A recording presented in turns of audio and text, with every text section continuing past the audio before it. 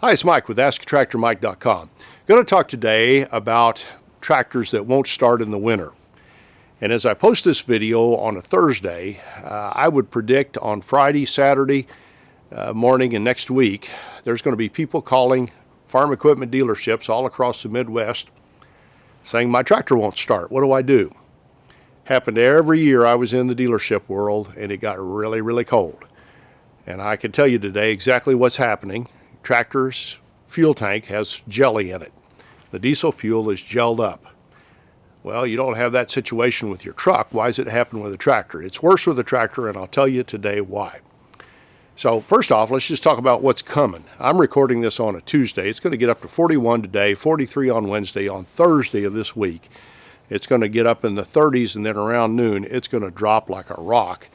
And the predicted low Thursday night is a -7 with a howling north wind. You guys in Canada are sending us a nice Christmas present that I would just as soon we didn't get. But we're going to get a polar blast of air, and it's not going to last very long. Next week, around Tuesday, it's going to be back up in the 40s again. So it's a really short-lived, brutal blast of cold air. And you guys in the North Country are used to it, but us that live in the South, Southern U.S., this is something we don't always experience. So you park your tractor out in the barn, and you go out to start it to feed a bale of hay this time of year, and it won't start. And they're really, really cold. What's going on? Well, diesel fuel, when it gets much below 10 degrees, will gel up if it's untreated. I've never personally seen it, but I know what it is. It's like it turns into jelly, and you can't burn jelly. And so the way to prevent that, and about the only thing you can do about it, is to prevent it, is to dump a substance in that you can get at O'Reilly or AutoZone or your local farm equipment dealership that stops it before it happens. And a few weeks ago, I got my tractor out, filled it up with diesel fuel, and put in a little bit of a substance that prevents gelling. Now, there's lots of those substances on the market. I'm not going to make a recommendation. If you really want a guy that digs deep into which substance is best for you, go to Project Farm. That guy tests those things out, and he must be some kind of a little bit of a scientist or engineer. It's really good information. I'm not going to tell you that today. And one thing I'm going to tell you, I have people that watch my videos all over the U.S., and what works in my area best may not work in your area best. But the point is, before this really cold blast of air comes in, and if you're watching this Thursday afternoon and the temperature's dropping, it's not too late to go to your local farm supply or car supply store, get some anti-gel compound and dump it in your tractor tank, and then run your tractor around to get it worked in there. And then if you need your tractor later on this week, you'll have it. Once the fuel has gelled up, to my knowledge, there's nothing you can dump in there to ungel it. You got to get heat to that fuel tank. You can call your local farm equipment dealership, have him come out with his winch truck, pull your tractor on the truck, take it to the shop, take it in the heated shop, and just wait for it to ungel. Or what I would try, and I don't think this will work on a fuel tank, but I'll tell you where it will work, is a heat lamp. We always had a heat lamp growing up on the farm, and those things are handy for a lot of different things. Incandescent lights, and you have trouble finding them anymore, but if you can find one, put out quite a bit of heat. And with a heat lamp, they'll heat up an area and unthaw a pipe or anything that's frozen pretty well. Now, a fuel tank full of gelled up fuel, I don't think they would touch it, but I would try it if I needed my tractor. Now, good news for us is next Tuesday it's going to be back in the 40s again, so if I can live without my tractor for 4 days, we'll be back and it'll ungel and be ready to burn again. But now let's talk about why it's worse in tractors than it is in pickup trucks. You may say, oh, I run my pickup truck all the time in sub-zero weather. It does fine. I never put any treatment in it.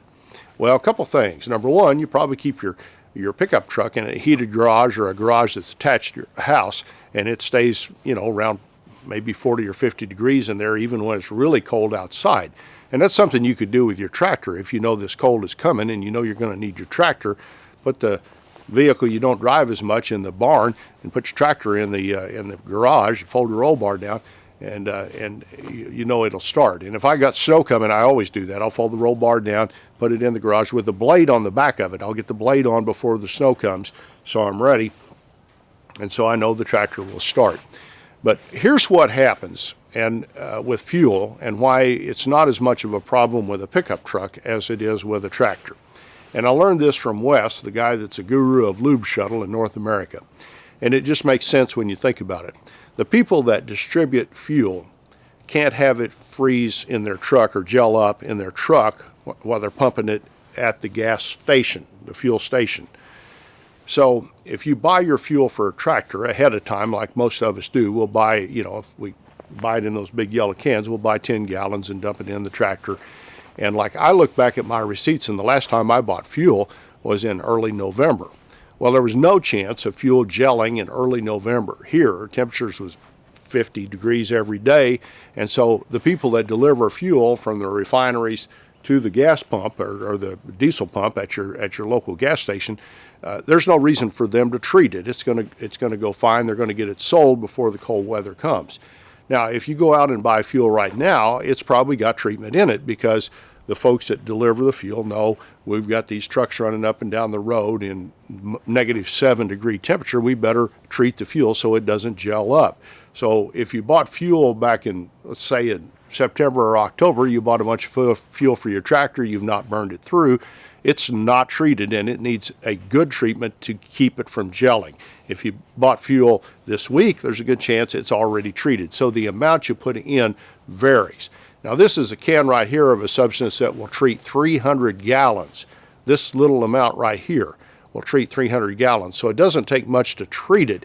And most of these substances you put in, I always read the instructions, but if you put in a little extra, it's not going to hurt anything. But the more you put in, the more your lower temperature you're protected to. So I always give mine the maximum dose that's recommended, just in case, and I've never had a problem with gelling. Now, if you moved out to the country this year, and this is not tractor related, but there's some other things you need to think about with this cold weather coming. First off, always think about your livestock, make sure they've got good feed in front of them, and your pipes. If you move to a farmstead, and we used to build our wells with a house around them, and we'd put our tank in there. If you've got one of those, you need to put a little heat lamp or something in there to keep that from freezing, because a big tank like that takes a really cold temperature, but they're coming. It can freeze up your well tank, and you can't get water to your house. So if you've got a little well house, now most of the newer houses have got the tank in your basement or in your house somewhere. It's not a problem, but the older houses with a well house, you need that heated up. And pipes that you're going to water your livestock out of, most of us have these freeze-proof hydrants, and they let the water drain out the bottom. I don't know whether you know how they work or not, but when you turn on the water, it takes a second for the water to come up and out, and then when you turn it off, all that water drains back down, so you don't have standing water in that pipe, and that's how they keep from freezing. If you've got one of those and you've got a hose connected to it, it's not allowed the water to come back down. Those can freeze and break, and they're expensive to replace. So make sure you check those. And finally, in your house, if you've got an older farmhouse, find out where all your pipes run, and if you've got pipes on the north wall where that howling wind is coming from, you might want to put a little space heater in that room and keep that room warm, so those pipes don't freeze. But when it gets down to -7, there's a lot of stuff freezes that you never think about. So anyway, that's what's coming. Like I said, fortunately, it'll be gone next week, so it'll be a little cold for a few days, and may have a little bit of a white Christmas this year. They're talking about some precipitation. So I urge all of you, hope you stay safe, and don't stay out in the weather very long, because it's brutal, especially when the wind's blowing at that temperature. Appreciate you watching my videos. I hope you all have a great Merry Christmas and a very, very prosperous 2023. Thanks for watching.